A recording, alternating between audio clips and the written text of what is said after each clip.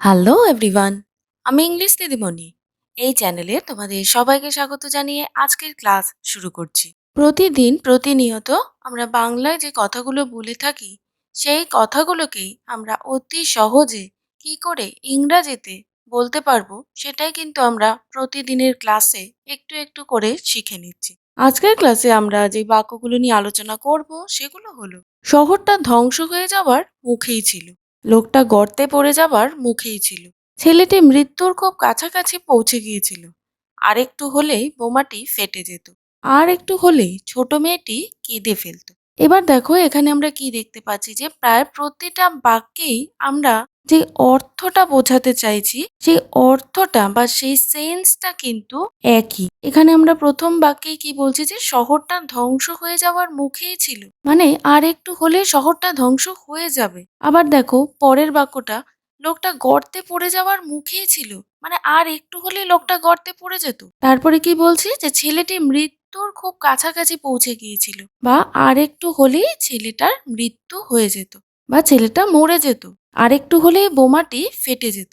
তার মানে দেখো এখানে প্রত্যেকটা বাক্যের মাধ্যমে আমরা কি বোঝাতে চাইছি যে কোনো একটা কাজ যেটা হবার একদম মুখে বা ঠিক তার আগেই অবধি এসে দাঁড়িয়ে আছে এবং যে কোনো সময় সেই কাজটা বা সেই ঘটনাটা ঘটে যাবে বা ঘটে যেতে পারতো।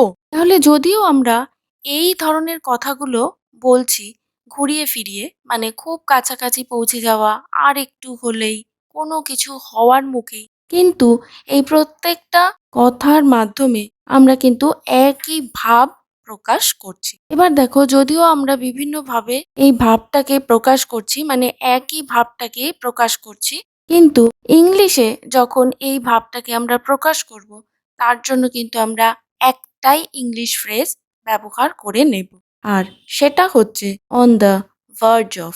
On the verge of. এবার এতক্ষণ আমরা যে বাংলা বাক্যগুলো পড়লাম সেখানে এই অন দ্য ভার্জ অফকে কিভাবে আমরা ব্যবহার করে আজকের ইংলিশ সেন্টেন্সগুলোকে তৈরি করে নেব সেটাই কিন্তু আমরা আজকের ক্লাসে শিখে নেব। চলো তাহলে আজকের ক্লাস শুরু করি। তবে তার আগে এই চ্যানেলে যদি কেউ নতুন হয়ে থাকো যে এখনো চ্যানেলটাকে সাবস্ক্রাইব করোনি, সে কিন্তু অবশ্যই চ্যানেলটাকে সাবস্ক্রাইব করে নিও। তার সাথে পাশে থাকা বেল বাটনটা প্রেস করতেও ভুলো না। আমাদের আজকের ক্লাসের প্রথম বাক্য হলো, আমাদের দেশ উন্নতির খুব কাছাকাছি পৌঁছে গিয়েছে। এবার দেখো উন্নতি হচ্ছে এমনই একটা ব্যাপার সেটাকে কিন্তু আমরা কখনোই এভাবে বলি না বা লিখতে পারি না যে আর একটু হলেই আমাদের দেশ উন্নতিতে পৌঁছে যাবে, তা কিন্তু আমরা কখনোই বলতে পারি না। কিন্তু আমরা এই অর্থটা বোঝাতে পারি এই কথার মাধ্যমে যে প্রায় উন্নতির একদম শেষ প্রান্তে পৌঁছে গিয়েছে। এবার আমরা এই কথাটা যদি ইংরাজিতে তৈরি করে নিই অন দ্য ভার্জ অফ ব্যবহার করে, তাহলে কিভাবে সেটা তৈরি করব? তার জন্য সেন্টেন্সটা আমরা এইভাবে বানিয়ে নেব যে our country is on the verge of prosperity. Our country is on the verge of prosperity. Next sentence দেখে নিচ্ছি, দুটো দেশ যুদ্ধের খুব কাছাকাছি পৌঁছে গিয়েছে। তার মানে কি বোঝাতে চাইছে? যে দুটো দেশের মধ্যে সম্পর্ক এমন একটা জায়গায় পৌঁছে গিয়েছে, বা দুটো দেশের মধ্যে বিরোধ বিতৃষ্ণা এমন একটা জায়গায় পৌঁছে গিয়েছে যে এবার যে কোনো সময় দুটো দেশের মধ্যে যুদ্ধ লেগে যাবে। এবার এই বাক্যটাকে কিন্তু আমরা এভাবেও বলতে পারি যে আর একটু হলেই দুটো দেশের মধ্যে যুদ্ধ শুরু হয়ে যাবে। এবার এই বাংলা বাক্যটাকে আমরা যদি ইংরেজিতে বলতে চাই কিভাবে বলবো? The two countries are on the verge of the war. The two countries are on the verge of the war. এবার এখানে দেখো প্রত্যেকটা বাক্য যখনই আমরা পড়ছি তো সবার আগে আমরা যেটা দেখবো সেটা হচ্ছে যে এটা কি ভাব প্রকাশ করছে বা এটার কি সেন্স। তো সেই সেন্স অনুযায়ী কিন্তু আমরা ইংলিশ সেন্টেন্সটা তৈরি করে নিচ্ছি। দেখে নিচ্ছি পরের সেন্টেন্সটা, ছোট মেয়েটি প্রায় কেঁদেই ফেলেছিল, বা আরেকটু হলেই ছোট মেয়েটি কেঁদে ফেলতো। তো দুটোর দেখো অর্থ কিন্তু একই বোঝাচ্ছে যে যে কোনো সময় মেয়েটা কেঁদে ফেলবে, ঠিক আছে, বা যে কোনো সময় চোখ ফেটে জল বেয়ে পড়বে। তো এই যে অর্থটা সেই অর্থটার উপরে বেস করেই কিন্তু আমরা ইংলিশ সেন্টেন্সটা তৈরি করে নিয়েছি। প্রত্যেকটা জায়গায় যে প্রত্যেকটা বাংলা বাক্য একইভাবে তৈরি হবে সেটা কিন্তু কখনোই নয়, বা আমরা কিন্তু এভাবে কখনোই প্রত্যেকটা বাংলা বাক্য একইভাবে সবসময় বলি না। এবার ইংরেজি সেন্টেন্সটা এটার কি হবে আমরা দেখে নিচ্ছি। The little girl was on the verge of tears. The little girl was on the verge of tears. পরের বাক্য, আমি সফলতার খুব কাছাকাছি পৌঁছে গিয়েছি। এবার দেখো এই যে বাক্যটা আমরা তৈরি করেছি, এখানে আমরা কি বলেছি যে খুব কাছাকাছি পৌঁছে গিয়েছি। হ্যাঁ, কিন্তু দেখো এখানে কি আমরা এইভাবে কথাটা বলি কখনো যে আর একটু হলেই আমি সফল হয়ে গিয়েছি? তা কিন্তু আমরা কখনো বলি না, কারণ সফলতা এটা হচ্ছে একটা লং টার্ম প্রসেস। এটা একটা কাইন্ড অফ জার্নি, আমাদের সেটার মধ্যে দিয়ে যেতে হয় এবং তারপরে একটা সার্টেন পিরিয়ডের পরে কিন্তু আমরা সফল হই বা সফলতার মুখ দেখি। তাহলে এখন আমরা যে বাংলা বাক্যটা পড়লাম যে আমি সফলতার খুব কাছাকাছি পৌঁছে গিয়েছি, তার মানে এবার আমি সফল হব।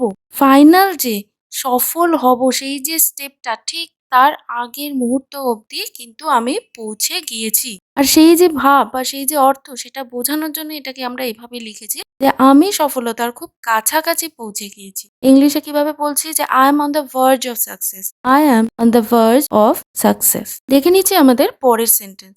আরেকটু হলেই ছেলেটা মারা যেত, বা এভাবেও বলতে পারি যে ছেলেটি মৃত্যুর খুব কাছাকাছি পৌঁছে গিয়েছিল। তাহলে এখানেও কিন্তু আমরা একই রকম অর্থ বোঝাচ্ছি যে এর পরের স্টেপটাই হচ্ছে মৃত্যু। তার মানে ছেলেটা কোথায় দাঁড়িয়ে আছে? মৃত্যুর ঠিক আগের মুহূর্তে বা সেই কিনারায় বা সেই শেষ সীমায় সে দাঁড়িয়ে আছে। তো এবার এটাকে আমরা ইংরেজিতে বলবো। কিভাবে বলবো? The boy was on the verge of death. The boy was on the verge of death. দেখে নিচ্ছি পরের সেন্টেন্স। আরেকটু হলে কোম্পানিটা দেউলিয়া হয়ে যেত। ঠিক আছে, এবার এটাকে আমরা আরো অন্যভাবেও বলতে পারি, সেটা হচ্ছে কোম্পানিটি দেউলিয়া হওয়ার মুখেই ছিল। আর আরো আরেকভাবে আমরা এটাকে বলতে পারি, সেটা হচ্ছে কোম্পানিটি দেউলিয়া হওয়ার খুব কাছাকাছি পৌঁছে গিয়েছিল। তো এখানে দেখো এই তিনটি বাক্যের দ্বারাই কিন্তু আমরা একটাই অর্থ প্রকাশ করছি যে যে কোনো সময় কোম্পানিটা নিজেকে দেউলিয়া ডিক্লেয়ার করবে। ঠিক আছে, ঠিক দেউলিয়া হওয়ার একদম শেষ প্রান্তে বা শেষ সীমায় পৌঁছে গিয়েছিল কোম্পানিটা। ইংরেজিতে কিভাবে বলছে? The company was on the verge of going bankrupt. The company was on the verge of going bankrupt. Next sentence. আরেকটু হলেই সত্যিটা না জেনে আমি সমস্ত শর্তাবলী মেনে নিচ্ছিলাম। সত্যিটা না জেনে আমি সমস্ত শর্তাবলী মেনে নেওয়ার মুখেই ছিলাম। তাহলে দেখো একই বাক্যকে আমরা কিন্তু এইভাবে দু রকম ভাবে বলতে পারি, কিন্তু দেখো এখানে মানে বা অর্থ কিন্তু আমরা একটাই বোঝাতে চাইছি। এবার এটাকে আমরা ইংরেজিতে কিভাবে বলছি? যে I was on the verge of accepting all the terms and conditions without knowing the truth. I was on the verge of accepting all the terms and conditions without knowing the truth. Next sentence. আরেকটু হলেই শহরটা ধ্বংস হয়ে যেত, বা এভাবেও বলতে পারি যে শহরটা ধ্বংস হয়ে যাওয়ার মুখেই ছিল। মানে হয়তো এবার একটা নিউক্লিয়ার বোম পড়বে আর শহরটা একেবারের জন্য ধূলিসাৎ হয়ে যাবে। তো তার আগের মুহূর্তর কথা কিন্তু ধরো আমরা এখানে বাক্য হিসেবে বা এক্সাম্পল হিসেবে নিয়েছি। এবার এই ধরনের বাক্যকে আমরা যদি ইংরেজিতে বলতে চাই, কিভাবে বলছি? The city was on the verge of destruction. আর একটু হলেই লোকটা গর্তে পড়ে যেত, বা এভাবেও বলতে পারি যে লোকটা গর্তে পড়ে যাওয়ার মুখেই ছিল। মানে আর একটু যদি উনি অসতর্ক হতেন, উনি পড়েই গিয়েছিলেন প্রায় গর্তের ভেতরে। এই ধরনের একটা অর্থ কিন্তু আমরা এই বাক্য দুটোর দ্বারা বোঝাচ্ছি। ইংরেজিতে কিভাবে বলছে? The man was on the verge of falling into a pit. The man was on the verge of falling into a pit. Next sentence. আর একটু হলেই বোমাটি ফেটে যেত, বা এভাবেও বলতে পারি যে বোমাটি বিস্ফোরিত হওয়ার মুখেই ছিল। মানে যে কোনো সময় বোমাটি ফেটে যেতে পারতো। ঠিক আছে, তাহলে এই ধরনের কথাকে বা এই বাক্যকে আমরা ইংরেজিতে কিভাবে বলতে পারি? The bomb was on the verge of explosion. The bomb was on the verge of explosion. চলে এসেছি আমরা আমাদের আজকের ক্লাসের একদম লাস্ট সেন্টেন্সে, যেটা হচ্ছে আজকে তোমাদের সকলের জন্য হোমওয়ার্ক। আর সেন্টেন্সটা হচ্ছে আরেকটু হলে দুধটা ছিটকে পড়ে যাচ্ছিল, বা এভাবেও বলতে পারি যে দুধটা ছিটকে পড়ার মুখেই ছিল। তাহলে আজকে আমরা যা কিছু শিখলাম, মানে যে ইংলিশ ফ্রেজটা আমরা আজকে শিখে নিয়েছি আজকের ক্লাসে, সেটাকে অ্যাপ্লাই করে বা সেটাকে বাক্যে বসিয়ে কিভাবে আমরা এই সেন্টেন্সটাকে ফর্ম করতে পারি, আর ফর্ম করার পরে সেন্টেন্সটা কি হবে সেটাই কিন্তু তোমরা আমাকে লিখে জানাবে কমেন্ট সেকশনে। দেখা হবে তাহলে তোমাদের সাথে এরকমই আরো একটা ভিডিওতে আরো কিছু ইউজফুল কন্টেন্টের সাথে। ততক্ষণ অবধি তোমরা সকলেই ভালো থাকো, সুস্থ থাকো। Stay safe and healthy. Bye bye. Thank you.